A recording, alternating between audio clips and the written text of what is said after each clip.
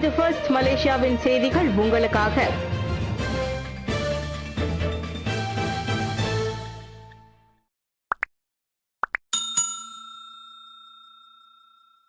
பத்துமலைக்கான பிரதமரின் வருகை மக்கள் மீதான மடானி அரசாங்கத்தின் அக்கறையின் வெளிப்பாடு. கோபிந்த் சிங் வருணனை. பிரதமர் டத்துஸ்ரீ அன்வார் இப்ராஹிம் நேற்று பத்துமலைக்கு மேற்கொண்ட சிறப்பு வருகை நாட்டு மக்களிடையே ஒற்றுமையை வலுப்படுத்த மடானி அரசாங்கத்தின் வழி அவர் கொண்டுள்ள உறுதிப்பாட்டையும் அக்கறையையும் புலப்படுத்துகிறது. இலக்கவியல் அமைச்சர் கோபிந்த் சிங் டியோ அவ்வாறு வருணித்தார். அதுவும் தனித்துவமிக்க மலேசிய தைப்பூச காலத்தில் நாட்டின் பிரதமர் தாய் கோவிலுக்கு வந்திருப்பது முக்கியத்துவம் பெறுகிறது.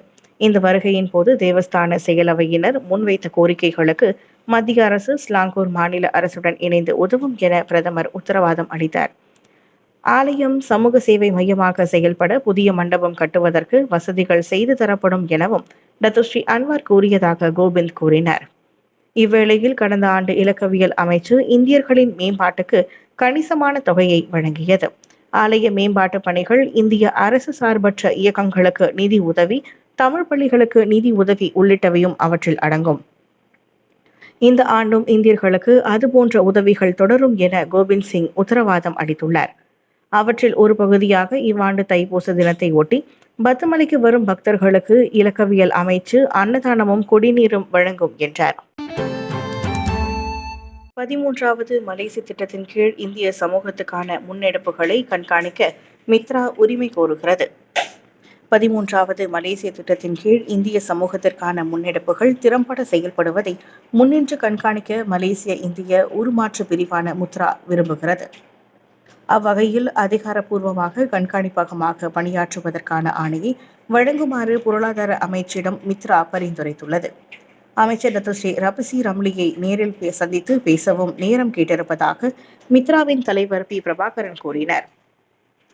பரிந்துரை ஏற்றுக்கொள்ளப்பட்டால் அரசாங்கத்தின் பல்வேறு திட்டங்களில் இந்திய சமூகத்தின் பங்களிப்பை மித்ரா கண்காணிக்க முடியும். இதன் வழி அனைவருக்கும் சமமான வாய்ப்புகள் கிடைப்பதையும் சேவை அளிக்க ஆக்கப்பூர்வமாக இருப்பதையும் உறுதி செய்ய முடியும். நிரந்தர கண்காணிப்பகம் ஒன்று இல்லை என்றால் திட்டங்கள் அனைத்தும் வெறும் ஏட்டளவிலான கொள்கைக்காக ஒரு மூலையில் கிடக்கும் என அவர் வழங்கிய நேர்காணலில் தெரிவித்தார். தேங்காய் கையிருப்பு பற்றாக்குறையால் நெகிரி செம்பிலானில் ரமலானுக்கு எகிரும் தேங்காய் பால் விலை. சந்தையில் தேங்காய் விலை 3 ரிங்கிட் 50 சென்னை எட்டியிருப்பதால் நெகிரி செம்பிலானில் வரும் ரமலான் மாதத்தில் தேங்காய் பால் விலையும் உயரக்கூடும். சிரம்பான் பெரிய சந்தையில் மேற்கொண்ட கண்ணோட்டத்தில் தேங்காய் பால் விலை 12 ரிங்கிட்டாக இருப்பது தெரிய வந்தது. அதுவே பாட்டி சந்தான் கிலோவுக்கு 13 முதல் 18 ரிங்கிட் வரை விற்கப்படுகிறது. நட்டத்தை தவிர்க்க சில வியாபாரிகள் பாட்டி சந்தானை விற்பதை நிறுத்திவிட்டதும் கண்டறியப்பட்டது. வாடிக்கையாளர்களை தக்க வைத்துக் கொள்வதற்காக 13 ரிங்கிட்டுக்கு விற்றாலும் போட்ட முதல் வருவதில்லை என ஒரு வியாபாரி குறைப்பட்டுக் கொண்டார். தேங்காய் பால் 8 ரிங்கிட்டுக்கு விற்கப்பட்டது இப்போது 12 ரிங்கிட்டாக உயர்ந்துவிட்டது. இனியும் உயரும் என அவர் சொன்னார். தேங்காய் பற்றாக்குறை ஏற்பட்டுள்ளதால் பெரும்பாலான வியாபாரிகள் இந்தோனேஷியாவில் இருந்து தேங்காய்களை இறக்குமதி செய்கின்றனர். 100 மில்லியன் தெக்கூன் கடனுதவி முதல் 2 வாரங்களில் 143 இந்திய தொழில் முனைவோருக்கு 3.6 மில்லியன் ரிங்கிட் நிதி ஒப்படைப்பு. ரமணன். தெக்கூன் நேஷனல் வரலாற்றிலேயே மிக அதிகமாக இவ்வாண்டு 100 மில்லியன் ரிங்கிட் ஒதுக்கப்பட்ட 2 வாரங்களில் 143 இந்திய தொழில் முனைவோர் பயன்பெற்றுள்ளனர். ஸ்பூமி மற்றும் ஸ்பூமி கோஸ்பிக் திட்டங்கள் வாயிலாக அக்கடனுதவி வழங்கப்பட்டதாக தொழில் முனைவர் மற்றும் கூட்டுறவு மேம்பாட்டுத்துறை துணை அமைச்சர் டத்தோ ரமணன் ராமகிருஷ்ணன் தெரிவித்தார். அவற்றில் 5,55,000 ரிங்கிட் ஸ்பூமி கோஸ்பிக் திட்டத்தின் கீழ் 14 பேருக்கு வழங்கப்பட்டது. எஞ்சிய 3.061 மில்லியன் ரிங்கிட் ஸ்பூமி திட்டத்தின் கீழ் 129 இந்திய தொழில் முனைவோருக்கு வழங்கப்பட்டது. ஸ்பூமி மற்றும் ஸ்பூமி கோஸ்பிக் திட்ட அமலாக்கங்களின் கண்காணிப்பு கூட்டத்துக்கு தலைமையேற்ற பிறகு டத்தோ ரமணன் அதனை அறிவித்தார். இந்த 100 மில்லியன் ரிங்கிட் நிதி ஒதுக்கீடு முறையாகவும் நல்ல திட்டமிடலோடும் உரியவர்களுக்கு கிடைப்பது உறுதி செய்யப்படும். அதனால்தான் மாதந்தோறும் தாமே நேரடியாக இறங்கி அமலாக்கத்தை கண்காணிப்பதாக அவர் சொன்னார்.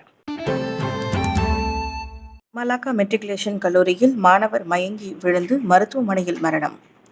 மலாக்கா மெட்ரிகுலேஷன் கல்லூரியில் 19 வயது மாணவர் மயங்கி விழுந்து மரணமடைந்துள்ளார். நேற்றிரவு அங்குள்ள மண்டபத்தில் கைப்பந்து விளையாட்டு குறித்து விளக்கமளித்துக் கொண்டிருந்த போது கோத்தடாமன் சரவை சேர்ந்த அகமது சஃபியுதீன் அகமது நைஸ்லி திடீரென மயங்கி விழுந்தார். உடனடியாக அலோர் காஜா மருத்துவமனைக்கு கொண்டு செல்லப்பட்டவர் சிகிச்சை பலனளிக்காது இரவு 11:14 மணிக்கு உயிரிழந்தார். அம்மாணவரின் மரணத்திற்கான காரணத்தை கண்டறிய சவ பரிசோதனை மேற்கொள்ளப்பட்டு வருவதாக பள்ளி கல்வி மற்றும் உயர்கல்விக்கான மலாக்கா ஆட்சிக்குழு உறுப்பினர் டத்தோ ரஹமத் மரிமான் கூறினார். சவ பரிசோதனை முடிந்ததும் அகமது சைஃபுடின் ஸ்லாங்கூர் பெட்டலிங் ஜெயாவில் நல்லடக்கம் செய்யப்படுவார். கிள்ளான் பள்ளத்தாக்கில் கருப்பு பணத்தை மாற்றி வெளிநாடுகளுக்கு அனுப்பும் கும்பல் சிக்கியது. 3.6 மில்லியன் ரிங்கிட் பறிமுதல். கிள்ளான் பள்ளத்தாக்கில் கருப்பு பணத்தை மாற்றும் கும்பல் ஒன்றை முறியடித்து 3.6 மில்லியன் ரிங்கிட்டை குடிநுழைவுத்துறை பறிமுதல் செய்துள்ளது. ஸ்லாங்கூரில் கிள்ளான், கோலாலம்பூர், பிரிக்ஃபீல்ட்ஸ் ஆகிய இடங்களில் அச்சோதனை நடத்தப்பட்டது.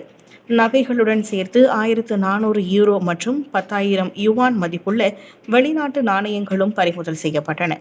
பேங்க் நெகேரா மற்றும் சைபர் செக்யூரிட்டி மலேசியா ஒத்துழைப்புடன் வியாழக்கிழமை பிற்பகலில் அச்சோதனை மேற்கொள்ளப்பட்டது. ஒரு நாளைக்கு 15,000 ரிங்கிட் முதல் 60,000 ரிங்கிட் வரையிலும், விழா காலங்களில் 1,10,000 ரிங்கிட் வரையிலும் அக்கும்பலிடம் இருந்து வருகிறது. அப்பணம் முறைப்படி வங்கிகள் வாயிலாகவோ அல்லது அதிகாரப்பூர்வ நிதி நிறுவனங்கள் வாயிலாகவோ அல்லாமல் இந்தியா, இந்தோனேஷியா உள்ளிட்ட வெளிநாடுகளுக்கு சட்டவிரோதமாக அனுப்பப்படுகிறது. இந்நிலையில் 2 வாரங்கள் வேவு பார்த்து கிள்ளானில் 5 பேரை குடிநுழைவுத்துறை கைது செய்தது.